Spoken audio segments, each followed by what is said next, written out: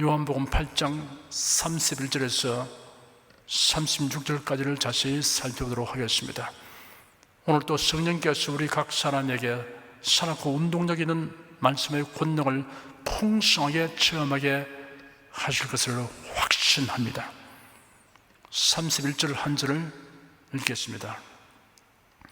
그러므로 예수께서 자기를 믿은 유대인들에게 이르시되 너희가 내 말에 그하면 참 내 제자가 되고, 그러므로 라는 말은 앞에 언급된 내용에 따른 결과를 말하기 위해 사용되는 접속사입니다. 예수께서 하신 말씀을 들은 많은 사람이 예수를 믿었다라고 앞에서 언급하였습니다. 그러므로 예수께서 그들에게 너희가 내 말에 그하면 참 내 제자가 된다라고 말씀하셨던 것입니다. 그들이 지금은 예수를 믿지만 중요한 것은 그 믿음이 지속되어야 한다는 뜻입니다. 달리 말하여 참된 제자가 되어야 합니다. 그러기 위해서는 그들이 예수님의 말씀에 거해야 합니다. 하나님 말씀을 듣고 아는 데서 그치지 않고 예수님의 말씀대로 살아야 합니다. 신앙생활을 잘 하려면 성경을 많이 읽어야 합니다. 할 수 있으면 성경 말씀을 많이 외우는 것이 좋습니다. 그럼 말씀대로 살지 않는다면 다 소용없는 일입니다. 알기만 하는 데서 그치면 교만하게 되는 결과만 가져오게 됩니다. 소위 말하는 신앙 교만입니다. 참된 신앙을 가지면 겸손하게 됩니다. 그러니 신앙 교만은 역설적인 표현입니다.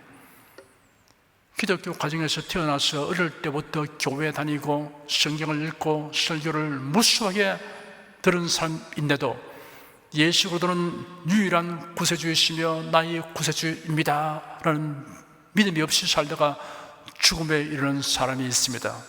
그러면 멸망을 면할 수 없습니다. 32절에서 36절까지 함께 읽겠습니다. 진리를 알지니 진리가 너희를 자유케 하리라. 저희가 대답하되 우리가 아브라함의 자손이라 남의 종이 된 적이 없거늘 어찌하여 우리가 자유케 되리라 하느냐. 예수께서 대답하시되 진실로 진실로 너희에게 이르노니 죄를 범하는 자마다 죄의 종이라. 종은 영원히 집에 가지 못하되 아들은 영원히 거하나니 그러므로 아들이 너희를 자유케 하면 너희가 참으로 자유하리라. 사람은 누구나 자유로운 삶을 살기 원합니다. 그러한 까닭에 인류의 역사는 억압과 구속에 대한 투쟁의 역사이며 또한 자유로운 사회 건설을 위한 노력의 역사입니다. 인간의 삶에 있어서 자유는 더할 수 없이 소중합니다. 행복의 요소 가운데 빼놓을 수 없는 매우 중요한 것이 자유입니다. 미국 독립혁명의 지도자 페드릭 헨리는 그 연설에서 자유가 아니면 죽음을 달라라고 외쳤습니다. 자유는 생명만큼 소중합니다. 존 F 케네디는 대통령 취임사에서 자유의 고귀함을 역설하면서 우리가 잘 되기를 바라는 나라 이건 그 반대의 나라 이건 모든 국가에게 우리는 알립시다.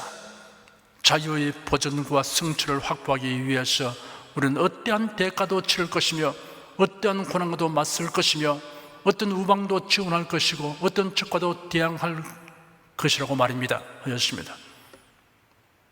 그러하지만 지금도 개인의 자유가 극도로 억압되고 통제된 국가와 사회가 존재하고 있습니다. 북한은 그 중에 하나이며 더욱이 유례를 볼 수 없는 통제 사회입니다.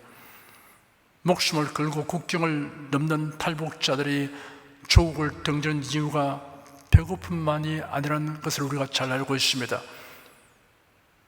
만일 미국이 일본을 패망시키지 아니하였다면 우리나라는 일제치하에서 자유를 잃고 지배당하는 속국을 면할 수 없을 것입니다.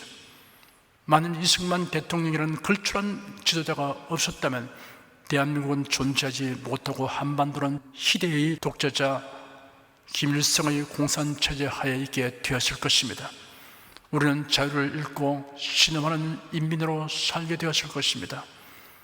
만일 6.25 사변으로 인하여 우리나라가 적화 통일이 되었다면 주거와 예행의 자유가 없고 신앙의 자유차 없는 통제와 억압 속에 우리가 살고 있을 것이니 생각만 해도 끔찍한 일입니다.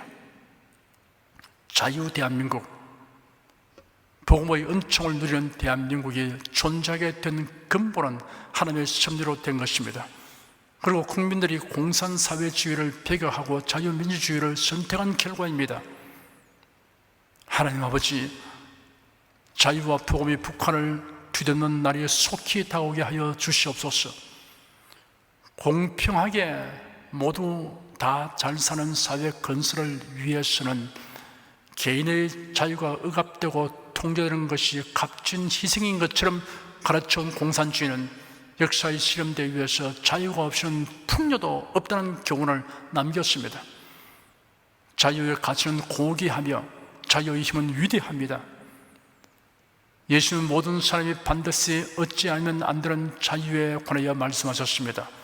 만일 이런 자유를 얻지 못하면 여타의 어떠한 자유를 누린다고 하여도 총체적으로는 궁극적으로는 불행한 삶이 되고 맙니다. 멸망에 이르게 되기 때문입니다. 예수께서 유대 종교 지도자들과의 논쟁을 통하여 사람이 반드시 가져야 하고 또한 가질 수 있는 자유에 관하여 명료하게 말씀하셨습니다. 예수는 모든 사람이 종된 상태에 있음을 지적하셨습니다. 많은 사람이 자신이 종된 상태에 있음을 깨닫지 못하거나 인정하려고 들지 않습니다. 예수께서 유대인 종교 지도자들에게 진리를 알지니 진리가 너희를 자유케 하리라 라고 말씀하시자 그들은 즉각 반발하고 나섰습니다.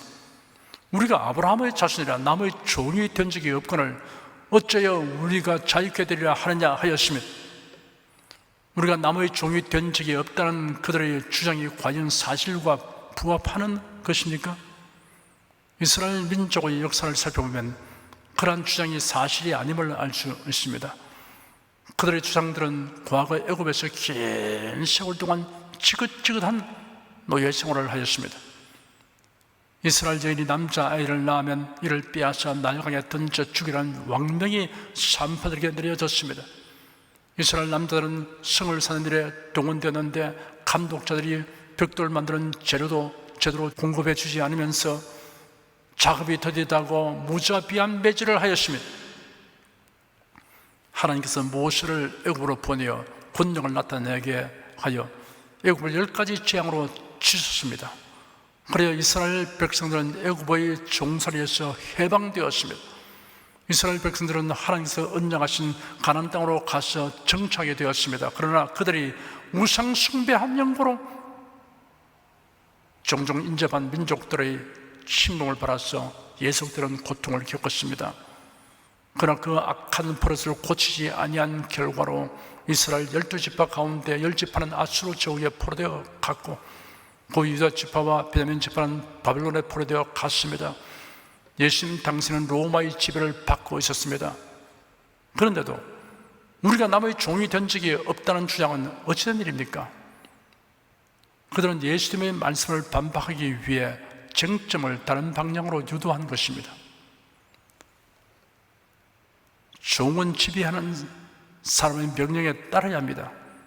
그런데 그들은 지금까지 어떠한 지배하에서도 아브라함의 자손으로서의 혈통과 긍지를 잃지 않고 여전히 유지하고 있다는 것을 내세워서 우리가 아브라함의 자손이라 남의 종이 된 적이 없거늘 어찌하여 우리가 자유케 되리라 하느냐라고 반박하였습니다. 그들이 국가적으로 혹은 정치적으로 어떤 지배를 당하여도 하나님의 선민으로서의 신분과 신앙을 상실하거나 박탈된 적이 없으므로 신앙적으로는 종이 된 적이 없다는 주장입니다.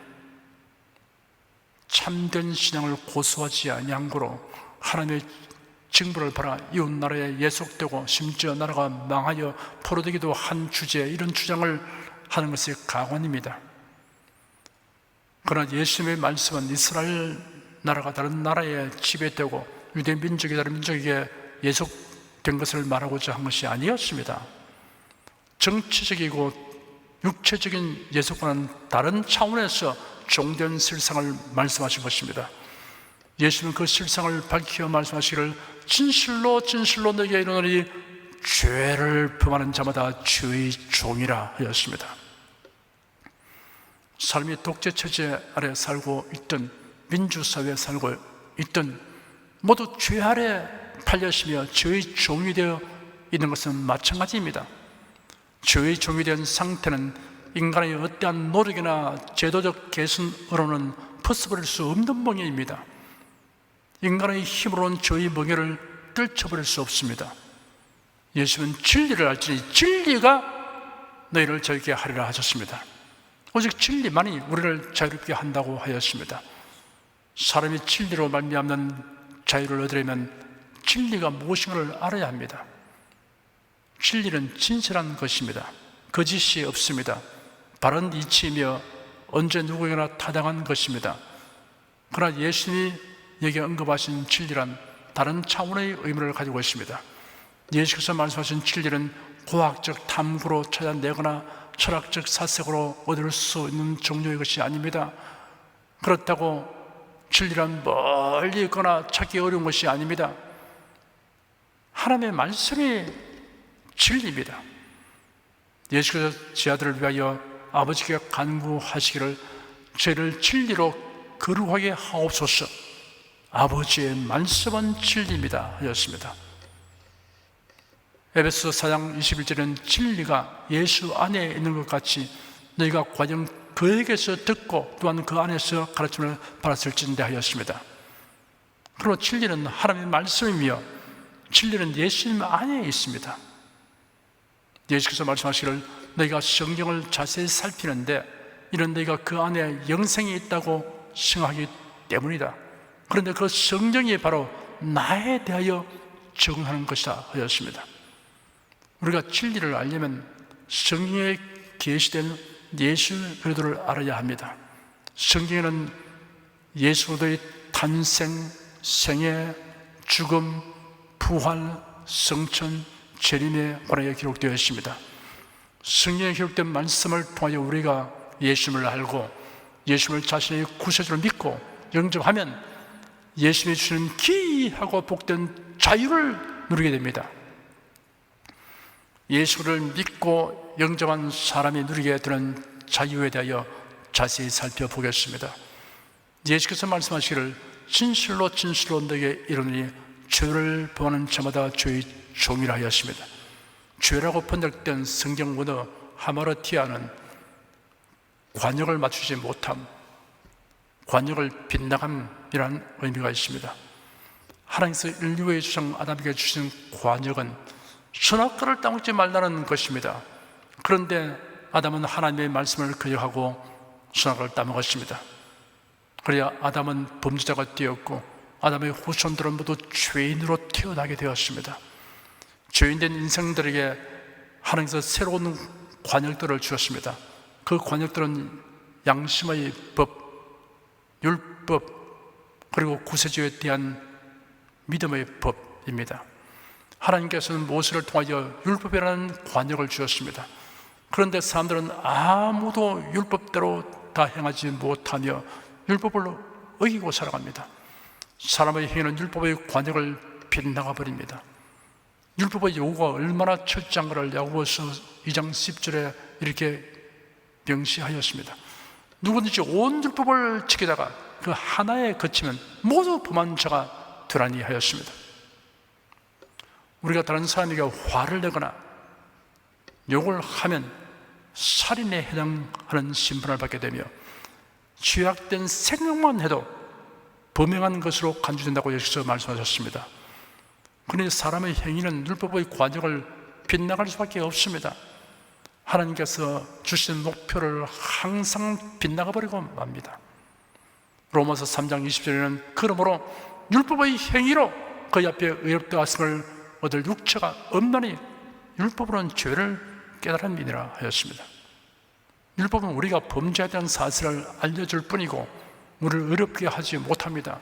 마치 그 우리 외모의 상태를 알게 해줄 뿐임과 같습니다. 나는 율법에 대하여 들어본 적이 없었어. 율법을 알지 못하였다고 핑계하는 사람에게 양심의 법이라는 관역이 있습니다. 로마서 2장에 이렇게 기록되었습니다. 무릇 율법 없이 범죄한 자는 또한 율법 없이 망하고 무릇 율법이 있고 범죄한 자는 율법으로 말미암아 심판을 받으리라. 하나님 앞에서는 율법을 듣는 자가 의인이 아니요 오직 율법을 행하는 자라야 의롭다 하심을 얻으리니 율법 없는 이방인이 본성으로 율법의 일을 행할 때는 이 사람은 율법이 없어도 자기가 율법이 되나니 이런 이들은 그 양심의 증거가 되어 그 성도들이 서로 혹은 송사하며 혹은 변명하여 그 마음에 새긴 율법의 행위를 나타내느니라 하였습니다. 서로 율법이 있음을 몰랐다고 해도 율법의 정죄를 면할 수 없습니다. 정기가 무엇인지 몰라도 구합선에 접촉하면 화를 면치 못하고 도약인 줄 모르고 마셔도 죽음을 면할 수 없는 것과 같습니다. 율법을 몰랐다고 해도 양심의 법에 전혀 저촉되지 않게 살아갈 수 있는 사람은 없습니다. 그러므로 모든 사람은 죄의식을 가집니다. 율법과 양심에 의해 정죄받아 하나님의 심판을 면할 수 없는 인생들에게 하나님께서 구원의 길을 열어 놓으셨습니다. 구세주에 대한 믿음의 법, 이런 관역을 주셨습니다. 갈라디아서 2장 16절에 기록되기를 사람이 의롭게 되는 것은 율법의 행위에서 난 것이 아니요 오직 예수 그리스도를 믿음으로 말미암는 줄 아는 거로 우리도 그래도 예수를 믿나니 이는 우리가 율법의 행위에서 아니고 그리스도를 믿음으로써 의롭다함을 얻으려 함이라. 율법의 행위로서는 의롭다함을 얻을 육체가 없느니라 하였습니다. 하나님의 사랑과 은혜는 신기하고 놀랍습니다. 하나님의 심판을 면할 수 없는 죄인인 우리를 구원하시려고 그의 독생자 예수 그리스도를 승해 보내셨습니다. 예수 그리스도께서 우리의 죄를 담당하여 십자가에 못 박혀 죽으시고 장사되었으나 다시 살아나심으로 그를 믿는 모든 자가 죄사함 받고 의롭다 함을 얻으며 영생을 얻고 천국에 들어가게 하여 주셨습니다. 이러한 사실을 매우 극적으로 말해주는 사건이 예수께서 십자가에 못 박히신 골고다 언덕 위에서 있었습니다. 그 언덕 위에 세 개의 십자가가 세워졌습니다. 예수님이 못 박히신 십자가의 좌우에 세워진 십자가에는 두 명의 강도가 달렸습니다. 예수님이 달리신 십자가 위에는 히브리어, 라틴어, 헬라어 세 가지 언어로 나사렛 예수 유대인의 왕이라는 표를 써서 붙였습니다. 백성들과 관원들이 구경하며 조롱하기를 성전을 헐고 사흘에 지는 자여 네가 나를 구원하여 십자가에서 내려오라. 저가 남들을 구원하였으니 만일 하나님의 택하심을 바란 그리스도라면 자기도 구원하여라. 네가 만일 유대인의 왕이라면 네가 너를 구원하라 하였습니다. 십자가에 달린 강도 중 하나도 비방하여 말하기를 네가 그리스도가 아니냐, 너와 우리를 구원하라 하였습니다. 그때 다른 한 강도가 그를 꾸짖었습니다. 네가 동일한 처벌을 받고 있으면서도 하나님을 두려워 아니하느냐? 우리는 우리가 행한 일에 합당한 벌을 받는 것이니 당연하지만 이분은 아무 잘못한 것이 없다. 그리고 예수님을 향하여 예수님, 당신의 나라에 들어가실 때 나를 기억하여 주십시오 하였습니다. 예수께서 그에게 내가 진실로 네게 이르노니 오늘 네가 나와 함께 낙원에 있으리라 하셨습니다. 이게 두 명의 강도가 한 말은 몇 마디에 불과하지만 예수 그리스도에 대하여 각자의 심중에 가진 생각이 확실하게 표명되었습니다. 그리고 몇 시간 후 두 사람의 영혼은 각기 다른 세계로 갔습니다. 한 강도는 음부로 갔고 다른 한 강도는 낙원으로 갔습니다. 낙원으로 가게 된 강도는 죽기 직전에 구원에 이르는 회개를 하였던 것입니다. 이 강도는 구원에 이르는 회개가 어떠한 것인가를 알게 하여 주는 좋은 본보기를 남겼습니다. 구원의 진리를 왜곡시키고 혼잡하게 하여 자신도 구원을 얻지 못할 뿐 아니라 다른 사람까지 멸망에 이르도록 하는 사이비 목사 혹은 사이비 신학 교수가 있습니다. 이를 생각할 때 흉악한 한 강도가 죽음의 자리에서 구원의 돌이 참된 회개에 대한 본보기가 되었다는 사실이 참으로 놀랍고 기이한 느낌을 줍니다. 그런 예수님에게 간청하기를 당신의 나라에 들어갔을 때 나를 기억해 주십시오 하였습니다. 그가 흉악한 강도였을지라도 감히 주님의 긍휼과 용납하심을 간구하였습니다. 그리고 예수님에게 그 영혼과 앞날을 내어 맡겼습니다. 그는 완전히 의로우시며 천국의 주권자이신 예수님이 자기를 기억해 주기를 바랐습니다. 주님께서 기억해 주신다는 것은 주님의 나라에서 사는 것을 의미합니다. 반면에 주님께 기억되지 못한다는 것은 주님의 나라에서 제외되는 것을 말합니다. 예수께서 심판에 관하여 말씀하시기를 그때 내가 저에게 밝히 말하되 내가 너를 도무지 알지 못하니 불법을 행하는 자들아 내게서 떠나가라 하리라 하였습니다. 열처녀 비유에서도 그 후에 남은 처녀들이 와서 가로되 주여 주여 우리에게 열어주소서 대답하여 가로되 진실로 너에게 이르노니 내가 너를 알지 못하노라 라고 말씀하셨습니다. 주 예수께로부터 알지 못한다는 선고를 당하는 것보다 더 비참하고 큰 절망은 없습니다. 한 강도는 예수님을 조롱하는 자들의 입술에서 오히려 복음을 듣게 되었을 것입니다. 조롱하는 자들이 예수님을 가리켜 저가 남들을 구원하였으니 라고 말했습니다. 그가 남들을 구원하시는가? 그렇다면 그가 나도 구원해 주시지 않겠는가? 라고 생각했습니다. 그가 남들을 구원하였다는 이 말은 죽어가는 강도에게 있어서는 놀랍고 위대한 복음이었습니다.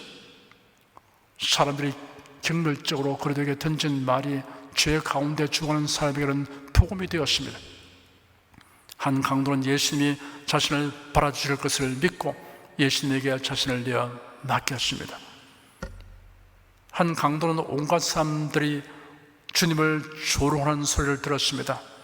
처형받아 죽어가는 그의 동료 강도가이도 예수님을 조롱했습니다. 그 와중에서 그는 예수님을 믿는 결단을 내렸습니다. 위대한 선택을 했습니다. 그의 믿음은 주위 환경에 의해서 영향을 받지 않았습니다.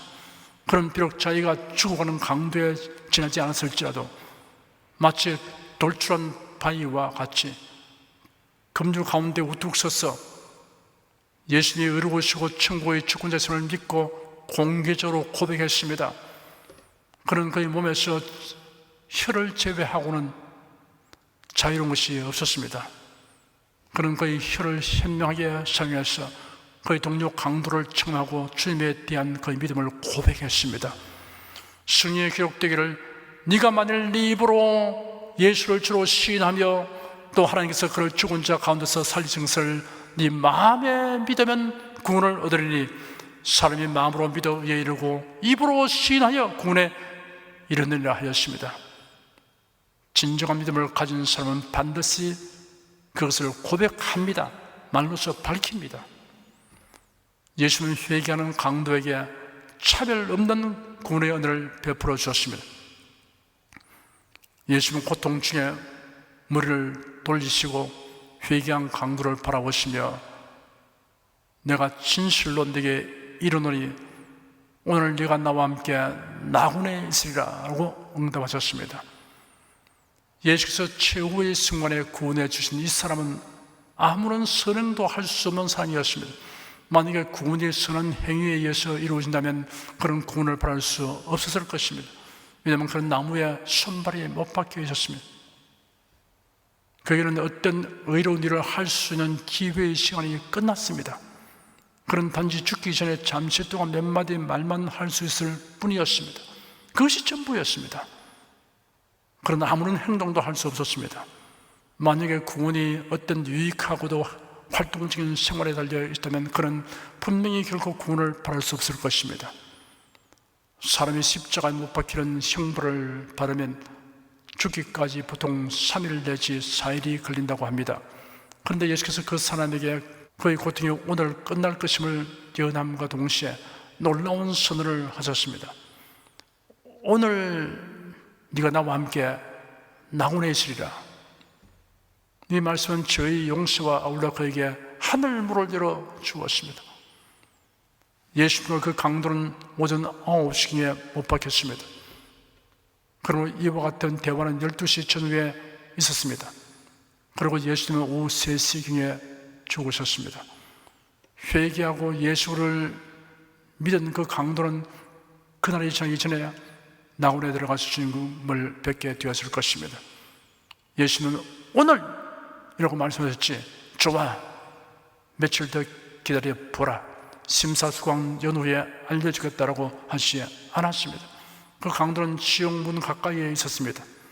주 예수의 사랑의 손길이 그를 낙원으로 들어올렸습니다. 갈보리 언덕의 절망으로부터 기쁨이 충만한 낙원으로, 진토와 그런 무더기에서 천국의 존귀한 자리에 있는 곳으로 옮겨갔습니다. 예수께서 내가 진실로 내게 이르노니 오늘 네가 나와 함께 낙원에 있으리라 라고 말씀하셨습니다. 예수님은 종종 진실로 내가 내게 이르노니 라고 말씀하시면서 그 설교를 시작하곤 하셨습니다. 내가 진실로 내게 이르노니라는 표현은 강력하고 단정적인 표현입니다. 회개한 적에 가장 분명한 보장을 해주기 위해서 예수님은 내가 진실로 네게 이르노니 오늘 네가 나와 함께 낙원에 있으리라고 말씀하셨습니다. 죽음의 순간에 회개한 강도에게 허락된 공로의 은총은 결코 예배적인 것이 아닙니다. 예수께서 말씀하시기를 내게 오는 자는 내가 결코 내어주지 아니하리라. 수고하고 무거운 짐진 자들아 다 내게로 오라. 내가 너희를 쉬게 하리라 하였습니다. 이처럼 감동적이고 은혜로운 사건 기록을 통하여 주 예수 그리스도로 말미암는 구원이 얼마나 풍성하며 또 단순 명료함을 깨달을 수 있습니다. 그리고 중악한 강도라도 성령의 은혜가 임하자 그 짧은 시간에 완전히 변화되었습니다. 이런 사실을 생각할 때 우리 주위에 지금 아무리 강팍한 사람이 있을지라도 낙심하거나 포기하지 말아야 할 것입니다. 성령의 은혜가 임하면 죽는 순간이라도 회개하고 주를 믿게 될 것입니다. 골고다 언덕 위에서 있었던 극적인 사건을 통하여 명료하게 계시된 회개와 구원에 대한 진리를 자신에게 적용하신 여러분은 구원받은 기쁨을 가지고 이 회개와 구원의 복음을 널리 전파하시기를 바랍니다. 사람이 멸망받는 것은 원죄와 자범죄로 인한 것이라기보다 이 모든 죄를 대속하신 예수를 믿지 않기 때문이라고 할 수 있습니다. 다시 본문으로 돌아가 봅시다. 예수께서 말씀하시기를 그러므로 아들이 너희를 자유케 하면 너희가 참으로 자유하리라 하셨습니다.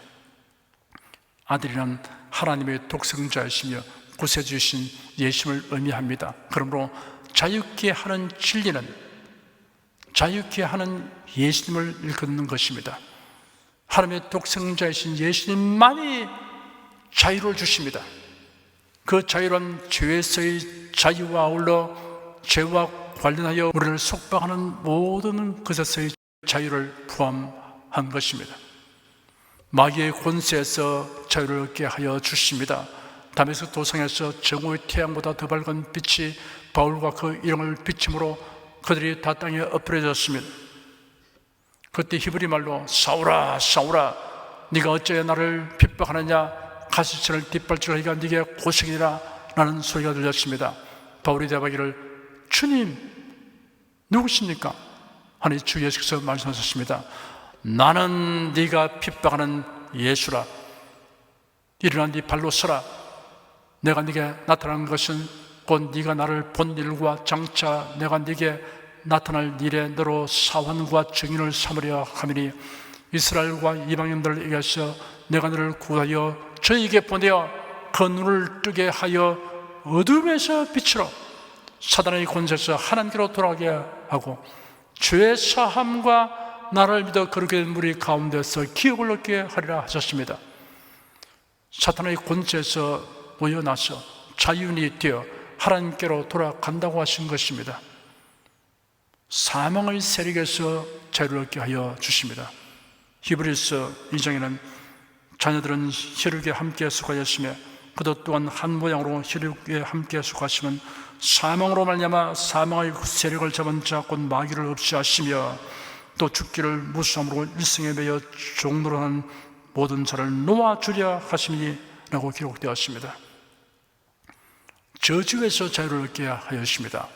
갈라디아서 3장 13절에는 그리스도께서 우리를 위하여 저주를 벌한받았사 율법의 저주에서 우리를 속량하셨으니 기록된 바 나무에 달린 자마다 저주 아래 있는 자라 하였습니다 라고 기록되었습니다. 영적인 무지에서 자유를 얻게 하여 주십니다. 에베소 4장에는 그러므로 내가 이것을 말하며 주 안에서 증거하노니 이제부터는 이방인이 그 마음의 흠망한 것으로 행함같이 너희는 행하지 말라. 저희 총명이 어두워지고 저희 가운데 있는 무지함과 저희 마음이 굳어짐으로 말미암아 하나님의 생명에서 떠나 있도다 하였습니다. 영적인 무지, 캄캄한 가운데 살아가는 사람이 예수님을 믿으면 신령한 것을 분별할 수 있는 세계로 나오게 되는 것입니다. 예수는 진리를 알지니 진리가 너희를 자유케 하리라 하시고 아들이 너희를 자유케 하면 너희가 참으로 자유하리라 라고도 말씀하셨습니다. 진리이신 예수 그리스도를 영접한 사람만이 참 자유인이 됩니다. 이 자유는 죄와 마귀와 사망과 저주와 영적 무지에서의 자유입니다.